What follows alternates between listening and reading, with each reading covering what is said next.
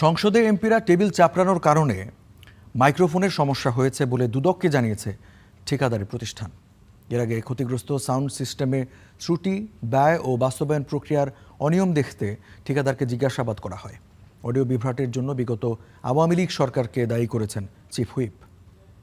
ধন্যবাদ chief whip, শোনা যাচ্ছে না।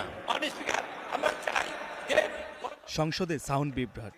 ত্রয়োদশ জাতীয় সংসদের প্রথম অধিবেশনেই সাউন্ড সিস্টেম বিপর্যয় নিয়ে শুরু হয় তীব্র সমালোচনা। এরপর বেশ কয়েকবার ঘটে এমন ঘটনা। পরে অডিও বিভ্রাটের কারণ খুঁজতে চলে তদন্ত। আধুনিক সাউন্ড সিস্টেম ও নেটওয়ার্কিং স্থাপনের ব্যয়, মান এবং বাস্তবায়ন প্রক্রিয়ায় কোনো অনিয়ম বা আর্থিক দুর্নীতি আছে কিনা তা খতিয়ে দেখতে এবার মাঠে নামল দুর্নীতি দমন কমিশন।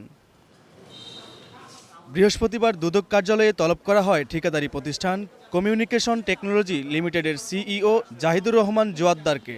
ঘণ্টাখানেক চলে জিজ্ঞাসাবাদ। তিনি দাবি করেন, যান্ত্রিক ত্রুটি এবং টেবিল চাপড়ানোর কারণেই সাউন্ড সিস্টেমে কিছু বিচ্যুতি দেখা দিয়েছে।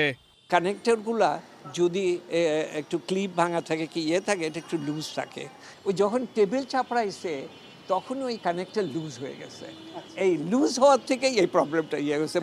দুদক বলছে, অনুসন্ধানের প্রয়োজনে জিজ্ঞাসাবাদের জন্য তলব করা হয়েছে সংশ্লিষ্টদের। অনুসন্ধানকারী কর্মকর্তা অনুসন্ধান চলাকালীন সময় যদি প্রয়োজন মনে করেন যে অন্য কাউকে ডাকা প্রয়োজন, অবশ্যই তার সেই স্বাধীনতা আছে, উনি ডাকবেন। অনুসন্ধানকারী কর্মকর্তা অনুসন্ধান শেষে অনুসন্ধান প্রতিবেদন দাখিল করবেন। শব্দযন্ত্রের এমন পরিস্থিতির জন্য বিগত আওয়ামী লীগ সরকারকে দায়ী করেন সংসদের চিফ হুইপ।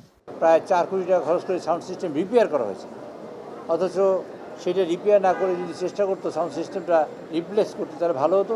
সাউন্ড এখনও শোনা যায় না, এখনও যেভাবে চলে পার্লামেন্ট সেভাবে চলার কথা না। আমাদের ইনকোয়ারি কমিটি বসিয়েছি, তারা রিপোর্ট দিলে আমরা দেখব কার দোষ কার ত্রুটি, সেগুলা দেখেই তারপর আমরা পরে সিদ্ধান্ত নেব যে অ্যাকচুয়ালি আমাদের করণীয়। এই ঘটনায় জড়িতদের বিরুদ্ধে কঠোর ব্যবস্থা নেওয়া হবে বলেও জানান চিফ হুইপ। নাজমুল হক, স্টার নিউজ, ঢাকা।